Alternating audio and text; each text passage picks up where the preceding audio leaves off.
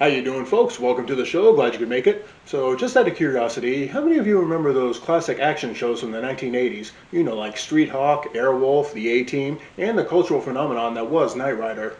Well, I'm sure you do remember those, but there's one show in particular you may not remember, probably because it only had 9 episodes. It was a show full of action,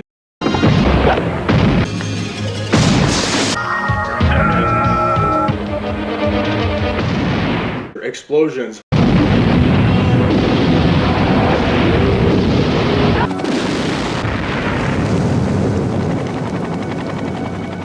lasers,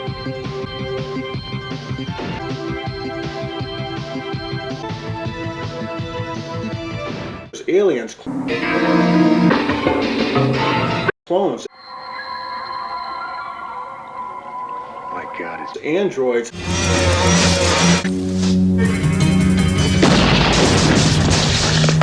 Bad lad! leather jackets, That and a lot more! funny Australians, Nice to meet you. Always told me what you can do to a cow. I respect that.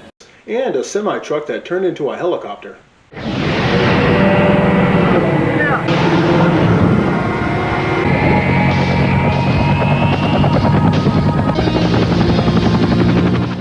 What was this amazing show, you may ask? Why, it was the 1987 action sci-fi series, The Highwayman. It starred Sam J. Jones, who some of you older viewers may remember as Flash Gordon, and some of you younger viewers may remember as this guy. Me? This bullshit! This all bullshit! Death to Ming! And it co-starred Australian footballer Mark Jacko Jackson, who had won a place in all of our hearts as the Energizer battery commercial guy. In one of these, and in one of these! One of these lasts 20% longer than a Duracell! Two rights, the extraordinary Energizer! In one of these lasts 20% longer than a Duracell! Two rights, the extraordinary Energizer! It'll surprise ya! Independent tests prove Energizer lasts 20% longer than Duracell. Prove it for yourself, Energizer! Oi! Along with his illustrious music career. Don't tell me you don't remember this classic little ditty. I'm an individual, you can't go, man. An individual, you can't go, man. A genuine original, you can't go, man. And we also get Tim Russ from Star Trek Voyager fame, as well as Jane Badler from the classic sci-fi television series V. Wait a second. Flash Gordon, Diana, and Tuvok in the same show? Wow, that's what I call a stellar cast. Shoot this motherfucker! Now, for the longest time, I always remembered this weird little show with these really cool looking characters and these badass looking trucks, but for the life of me I could never remember the name of the show or really anything about it. And that really always seemed to bug me. And for over 20 years I scoured high and low, combing every video store on just the off chance that I might come across this mysterious show. And after spending over 2 decades and my entire family fortune, I was on the internet one day and I just so happened to stumble across the answer I was so desperate to find. It was there, right on the screen, the name of the show, The Highwayman. And suddenly, it was like my life had purpose again. And so I rushed out, and thanks to my friend who knew a guy who knew a guy who knew a guy, I managed to secure my own bootleg copy of The Highwayman on DVD.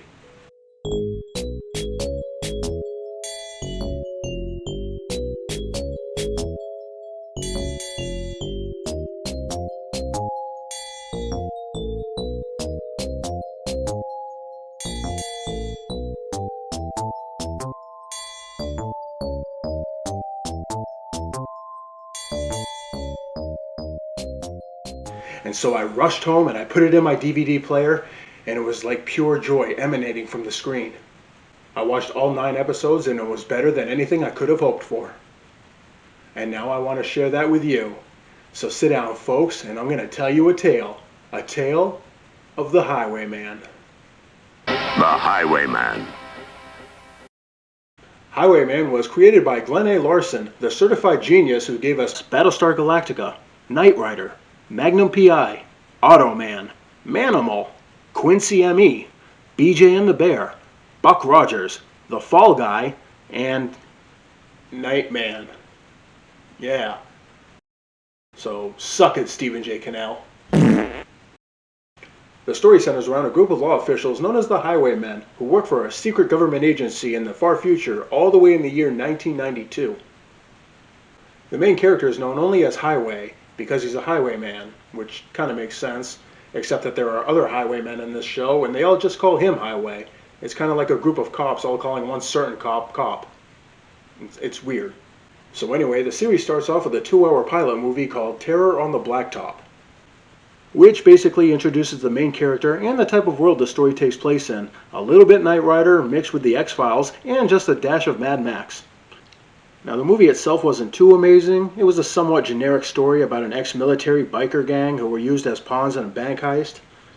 But it did give us a couple decent guest stars like Jimmy Smits and the late Roddy Piper. Loud noises make the squirrels go in my head, and I don't fight in the ring anymore, but I still fight with the demons in the maniac's head. And by the time the rest of the series began production, they already changed around a whole bunch of shit. In the pilot movie, Highway's truck could not only turn invisible,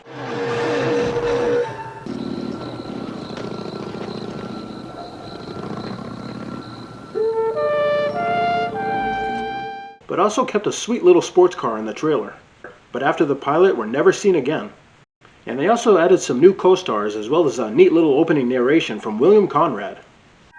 There is a world just beyond now where reality rides a razor-thin seam between fact and possibility, where the laws of the present collide with the crimes of tomorrow. Patrolling these vast outlands is a new breed of lawman, guarding the fringes of society's frontiers. They are known simply as highwaymen. And this is their story. So I guess the real Highwayman actually kind of starts after the movie with the very first episode called Road Lord. And in this episode, we see Highway investigating the murder of a fellow highwayman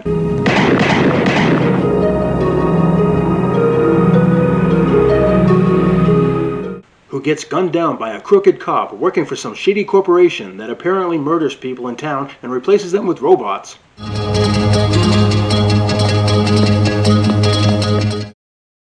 For what purpose? Who the fuck knows? Now this episode isn't what I would exactly call groundbreaking television, but it was fairly entertaining, and it introduced us to the supporting cast, like Highwayman's boss, Tanya Winthorpe. Highway, put me down! Ah! Highway! What is this? Also, Tim Russ joins the cast as DC Montana, which is an homage to famous Star Trek writer DC Fontana. Huh. So Tim Russ plays a character named after a Star Trek writer, and then he goes on to become a pretty big player in the Star Trek universe himself. That is neat. And last but not least, we're also introduced to Highway's good pal and fellow highwayman, Jetto, played to perfection by Mark Jackson, who pretty much steals every scene he's in. I get the picture and the truck. Happy hunting. Wait a minute. I don't know how to ride that thing. Ah, bad luck!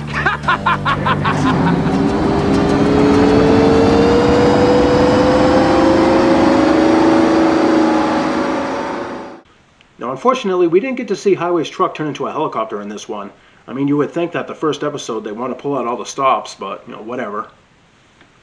All in all, it was a pretty decent episode with some good action and some pretty funny quips from Jetto. I stopped by to give you a hand. Here's your hand, and here's the other one. And it makes me want to see what's in store for the next episode. And that would be The Hitchhiker. And in this episode, Highwayman gets a little more than he bargained for when he and some reporter lady become infected while transporting the body of an alien life form,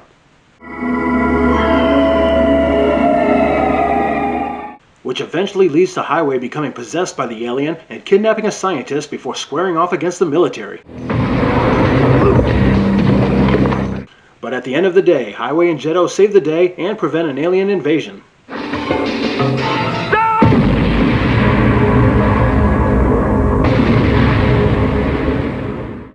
A fairly decent episode, not too much action in this one, but we did get to see the truck turn into a helicopter, and we got some more funny zingers from Jetto. Hey, DC! Yeah. You missed the spot. Which brings us to episode 3, titled Till Death Do Us Part. Hey, you're getting slow in your old age, buddy. where we see Highway go rogue as he breaks his old mentor out of prison where he was incarcerated for robbing an armored truck, which Highway was sure he was innocent of. But guess what? He wasn't innocent.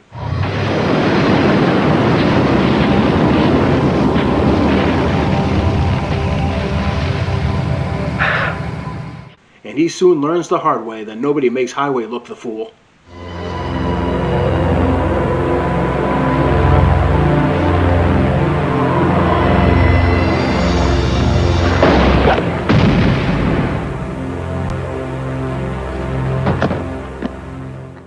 All in all, I think this is my favorite episode of the series. There was a lot of good action in there, there's a badass helicopter chase, and a pretty sweet dune buggy chase.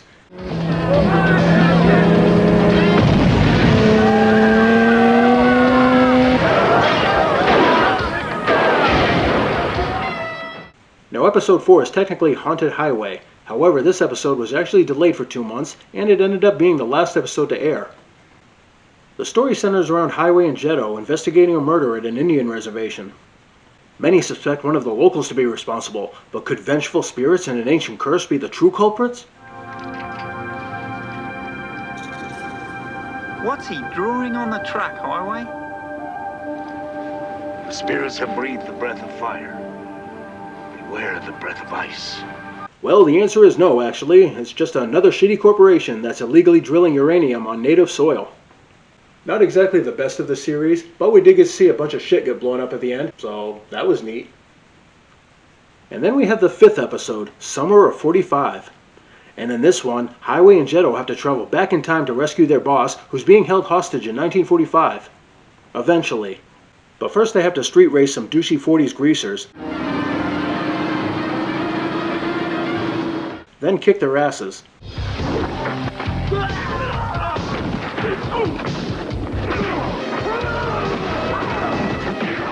And then get arrested for being Japanese spies. He's talking about the Japanese writing all over this tire. They're Japanese tires. Yes, that's right, and there's a war going on. Or don't you read the paper? The paper was 1945, July 16th. Close. It's July 15th, but I guess Japan is a day ahead. Let's go. As well as stopping a time-traveling madman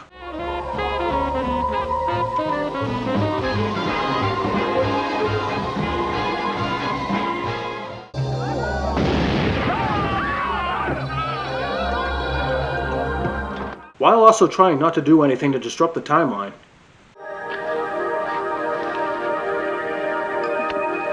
And I think this is definitely one of the better episodes, even though the explanation for how they go back in time is kind of fucking dumb. So apparently, the A-bomb that was detonated during the Manhattan Project ripped a hole through the fabric of space-time and created a magic time portal that whisks you back in time to 1945. Yeah, it makes no friggin' sense. But it was still pretty entertaining, and we did get to see a lot more of Jetto's truck in this one. And on to episode 6, which is called Send in the Clones. And in this one, Highwayman befriends a very polite yet simple-minded Howie Long. So basically just Howie Long. And he may seem a bit off, but he sure does know a lot of useful information. Did you know there are over 272 ways to kill a cop? No, I didn't know that. 12 of those are totally painless. 4 of those can be done with just one hand. And we eventually learn that Howie Long is actually a clone made by an evil general in order to create a group of super soldiers. Each of us has been programmed to carry out different criminal activities. But this super soldier doesn't want to kill, and he would rather spend his time with some ladies of the evening. Is this enough? Oh, where do you want to go? I got a place around the corner. And for some weird reason, the army just isn't having it. I always knew that Mac couldn't kill. But what he could do was talk. And that's far more damaging to my program than murder. And so it's up to Highway to save the day.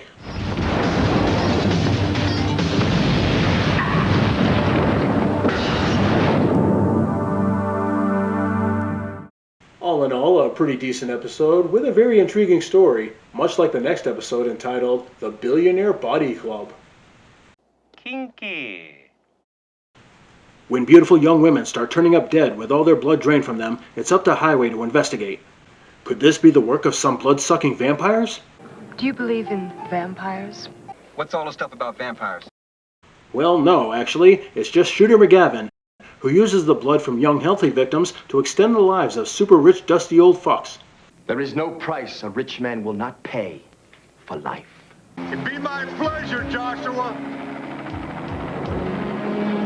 You wouldn't shoot a man in the back. I wouldn't?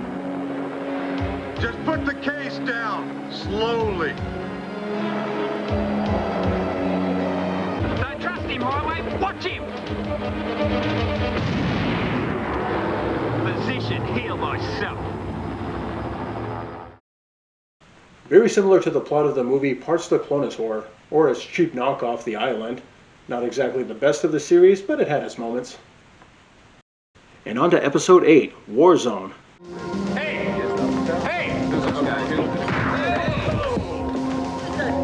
And it's a good one. Jetto gets lost. Or rather, his mind does. They're inside me head, laughing, driving me crazy. I can't get away.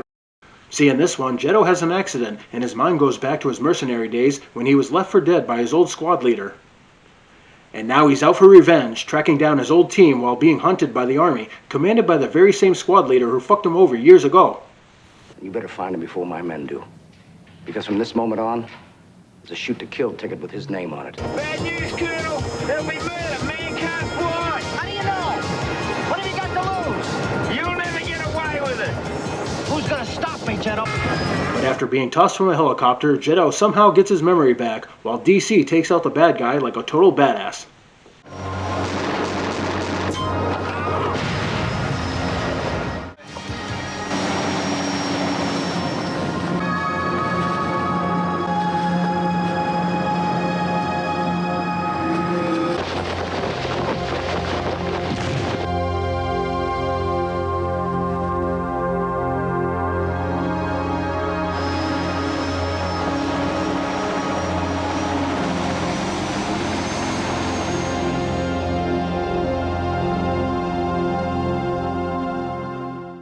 All in all, a pretty good episode, with some decent guest stars, including Terry Kaiser, who we all know and love as Bernie Lomax from the Weekend at Bernie's films, as well as Velvet Voice crooner Wayne Newton. And that brings us to our final episode, and it's a pretty mediocre episode too, to be honest. It's called Frightmare, and it's basically a clip show. So in this episode, yet another corporate criminal scumbag kidnaps Tanya Winthorpe and subjects her to an experimental mind-reading serum in order to locate a witness before they testify in court. When he found out, he wanted protection in return for turning state's evidence. What was your unit's primary responsibility? To help relocate the witness. But naturally, Highway and Jetto aren't gonna let that shit slide, and they do what they do best. I'm gonna save the fucking day.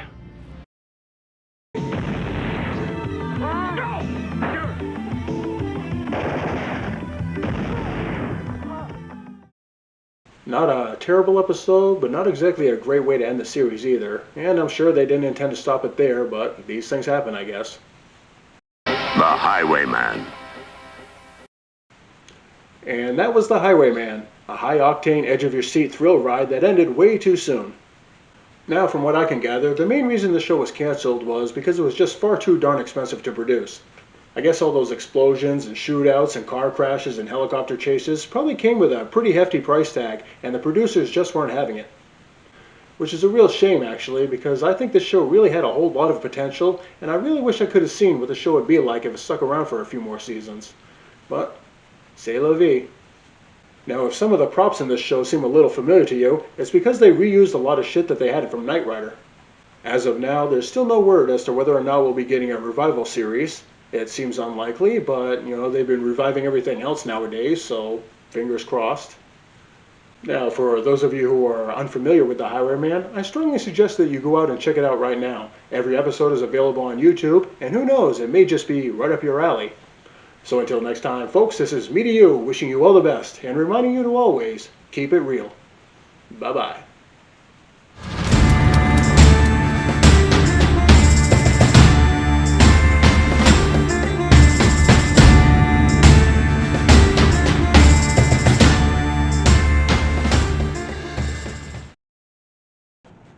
big inning.